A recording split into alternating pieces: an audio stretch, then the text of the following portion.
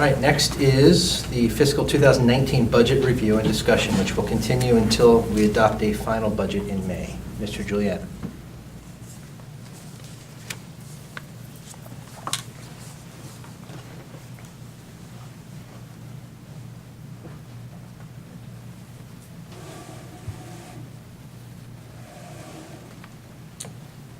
Thank you, President Simmons.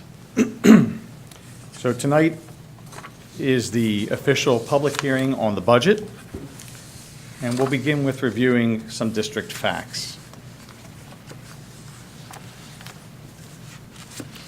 One of the things that I like to remind folks at this time of year is that we are an operation that is also a business. In terms of the kind of school district, the size school district we are in comparison to others throughout the state, we are the 22nd largest New Jersey school district out of 675. That's as of October of 2017. We've put forth over 9 million instructional hours last year. We're the largest employer in East Brunswick. And in terms of our school district population, that's the population within our schools, we are a town within a town.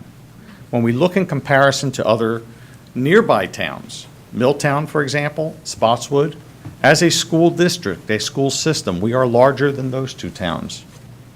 Also, for comparative purposes, the borough of South River, we are more than half the size of South River.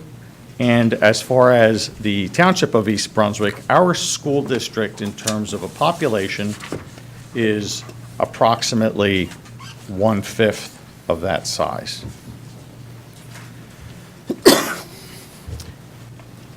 We operate a major transit system.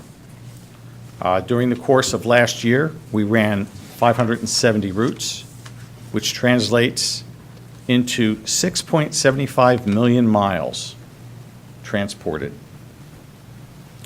And when we look at the onboarding and offboarding of each of our buses and contracted service buses, we transport overall 2.33 million passengers. It's quite astonishing when you think of it in terms of a transit system. So one of the things that I like to do is, what does this compare to? Well, 271 trips around the Earth, 28 one-way trips to the moon, or 1/5 of the distance to Mars. We're a major food service provider. When we look at some of the data that we've collected in the past for establishments such as Carrabba's and Red Lobster and Olive Garden, with the number of meals those entities serve, which, by the way, they don't like to post their data anymore, but these are pretty good estimates. As a school district, as of June of last year, we served over 545,000 lunches and over 63,000 breakfasts. Now, that's as of June of 2017. To date, we have served almost 440,000 lunches and over 69,000 breakfasts. So the service that we're providing has increased dramatically. And by year end, we expect the numbers that are on the slide to be surpassed. In terms of facilities, we have over 1.4 million square feet of building space that needs to be maintained in comparison to some other known facilities such as the U.S. Capitol Building, the Brunswick Square Mall locally, and Freehold Raceway Mall, which are all certainly well known to the community. We have 274 acres of land to be maintained. Compare that, we are about half the size of Six Flags Great Adventure or the borough of Helmetta. And also by comparison purposes, Disney's Animal Kingdom is 580 acres, so we're a little less than half that size. We do everything that we can to control our costs. We participate in shared services agreements, cooperative purchasing, any opportunity that exists for us to be able to mitigate costs, keep them controlled, we participate in. You see that during the course of the year, there are various approvals that are submitted or recommendations submitted to the board to enable us to participate in those opportunities. And the board has always been very supportive in doing so. One of the major pieces for us is the refinancing of debt or the issuance of new debt, which we do in cooperation with the Township of East Brunswick in most cases. And that enables us to do a considerable amount of our facilities work at cut rate interest rates on paying back the loans, rates that we cannot get on the open market if we were to just do that through a banking institution. We also produce revenue. So folks usually look at the school district as a consumer of revenue. Well, we do what we can to produce revenue through our early morning program offerings and our after-school program offerings, Encore at Hammersholt and Churchill, the Early Learning Academy. These are all programs that are highly sought by members of the community. We provide services such as the SAT and PSAT prep, elementary enrichment programs, and fun and fitness programs at the elementary and middle schools. And also our Performing Arts Center is one of the facilities that is greatly sought after for all kinds of competitions and performances outside of the school district.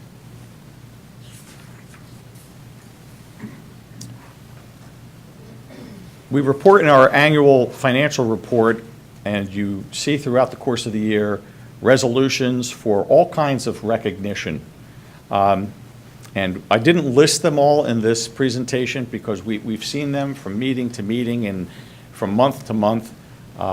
But certainly, the district has always strived for excellence, whether it be at the student level, school-based, district-wide, athletics, arts accomplishments, and even among our staff.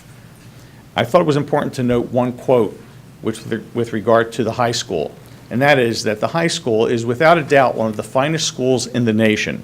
It is a school that has a very strong academic program, supported by ample financial resources and guided by excellent leadership. And that's a quote from the Middle States Association Colleges and Schools Accreditation for Growth Validation Team. Dr. Valesky mentioned earlier, and certainly want to take the opportunity to note it again, the excellence in financial reporting. We subject ourselves not only to the legally required audit, but also to peer review at the national level with the Association of School Business Officials International and also by the Government Finance Officers Association. Fifth consecutive year for recognition by the ASBO International, and as of last year, it was a second consecutive year. We're anticipating that we will soon receive acknowledgement or recognition for a third year with GFA OA. Moody's Investor Service has issued comments. These were in February of 2017, but still hold true. I won't go through all the details here, but when you look at financial reporting and financial opinions, they're always in a very conservative, issued in a very conservative manner. So when we look at these, they have to be looked at from that kind of a perspective. And I think one of the important aspects of these bullets is that balanced financial operations are a sign of financial management, sound financial management, and in this case, East Brunswick approximately broke even, whereas the tax base generally contracted. That's a pretty good statement. May not sound it to the average reader, but that is a pretty good statement when it comes to an opinion with regard to the school district and its finance management. So budget facts. What are the factors impacting the bottom line? Certainly the continuation of high-quality educational services, maintaining and improving upon our school security, health benefits. And I'll note on the health benefits piece that for next year, we are seeing a reduction in health benefit costs of approximately 5%. So when we look at historically where we've been, that is unheard of. Collective bargaining. The impact of collective bargaining certainly has an impact on the construct of the budget. Out-of-district tuitions. And for next year, we're seeing a reduction in out-of-district tuition costs. and mandated charter school payments, which unfortunately we see increases year to year, and I'll go over that once again in just a few moments. What are the factors impacting the bottom line on the expenditure side? That's a duplicate slide, so I apologize. So let's move on to the next one. So state aid. State aid has a major impact in terms of what we can do as a district, what kinds of programs we can offer, and what the impact is to the local taxpayer. Here we have a slide that depicts where we were back in 2008, 2009, and where we will be for next year, 2018-19. I think it's important from a historical perspective to note that in two successive years, 2009-10 and 10-11, we had substantial decreases in state aid, which resulted in significant cuts in programs and placed a greater burden on the local taxpayer to support the schools. We went from a $20 million state aid level to $13.8 million in a matter of 2 years. And the recovery since then in 2010-11 has been very slow. For next year are looking at a state aid level of $18.7 million, and while that reflects an increase in state aid over the current year, the majority of that increase is allotted to payments to the charter school. So what the district is seeing itself is minimal. I think it's roughly $125,000 of the entire state aid increase for next year. So let's go into what the mandated charter school payments are. When we look at this, 2009-10 as a base year, and we had, I think, 2 students at that time that were attending a local charter school in New Brunswick. And that had been the case for several years. In 2010-11, the same year in which we had a substantial reduction in state aid, a second substantial reduction in state aid, the state approved the establishment of a charter school in town, which also impacted our budget by $1.2 million. And each year since, we have seen increases in that amount. In some years, the state aid increases, if any, that we saw, barely covered, if at all, the increase in the charter school payments. So basically, we have been operating at a net loss, if you will, on state aid, because most, if not all, of that money has gone year to year to support the additional increases in the charter school program. We've increased from 2010-11 at $1.2 million our payment for charter school programs to $3.1 million for next year. And this is not optional for us as a district. We are mandated to budget that payment. And just as a side note, one of the things I like to put into perspective in terms of what that means, the initial charter school amount that we had to budget in 2010-11 required East Brunswick Public Schools to eliminate its state-recognized model program for elementary world languages. So where are we as of today with the budget for next year? Our estimated revenue and appropriations are in balance at $153.4 million. Our general fund tax increase is increasing approximately $2.5 million. That is at the 2% level. However, our debt service fund, which pays for our mortgages, is decreasing for next year as a result of some payoff of debt. So the net increase on the tax levy is coming in at 1.67%. What does the program and the budget provide? We're improving our instructional programs, co-curricular and athletic activities, of course. We are improving the FLEX program supporting at-risk students. That was a program that was introduced this year and has become a successful program and will be continuing on that path for next year. Ongoing technology investment.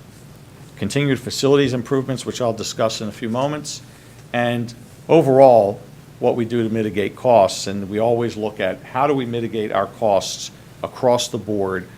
Just because we have something in one year doesn't mean we necessarily need to repeat it in the next, so we are constantly looking at where those opportunities exist.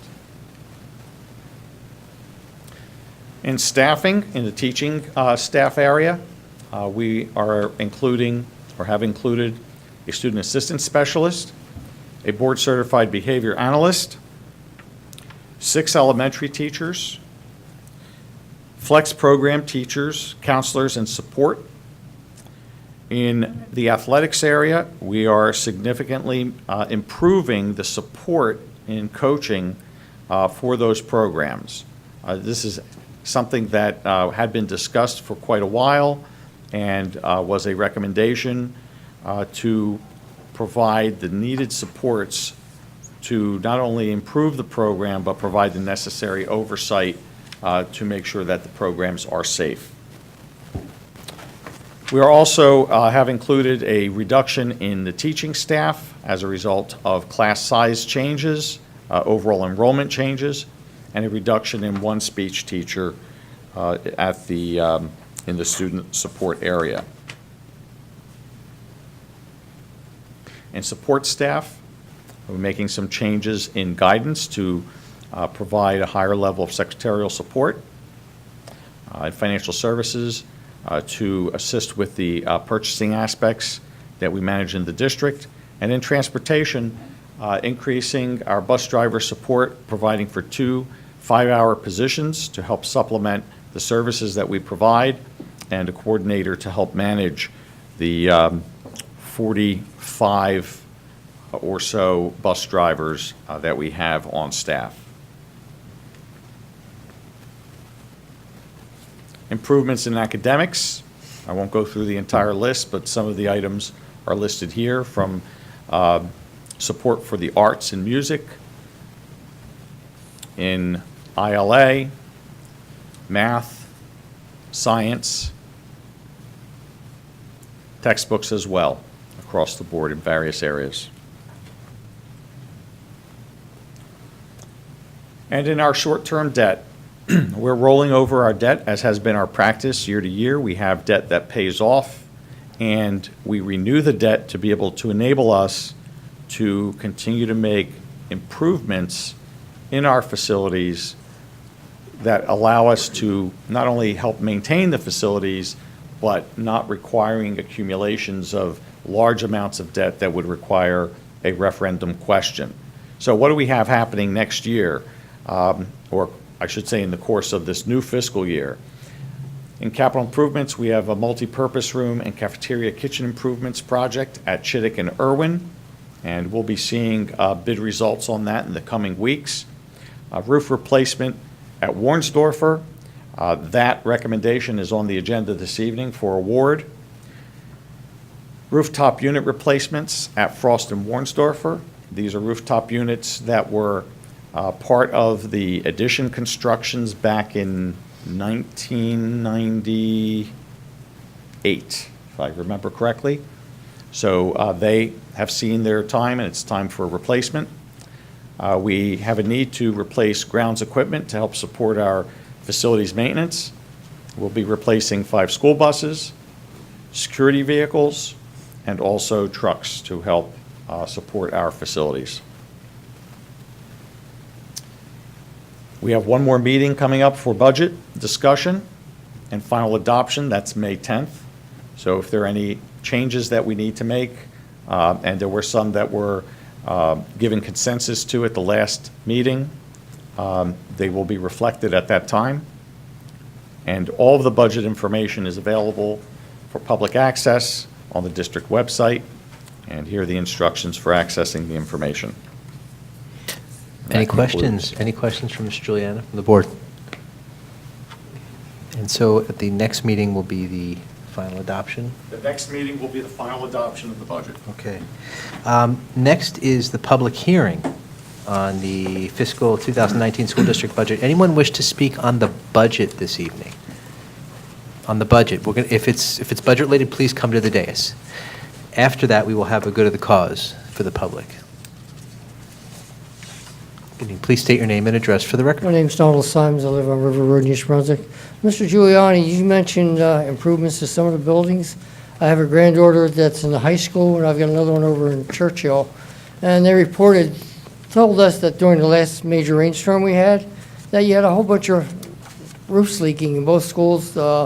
Supposedly Churchill, they had to close down a couple of classrooms from flooding. So is there anything in the budget to fix those problems? I believe the issue at Churchill was not a roof issue, but was a courtyard issue where the torrential rains that we had flooded the courtyards. Okay. And there was insufficient drainage to be able to address that. So that's being looked at so that we can plan appropriately for what might need to be done to relieve that issue in the future.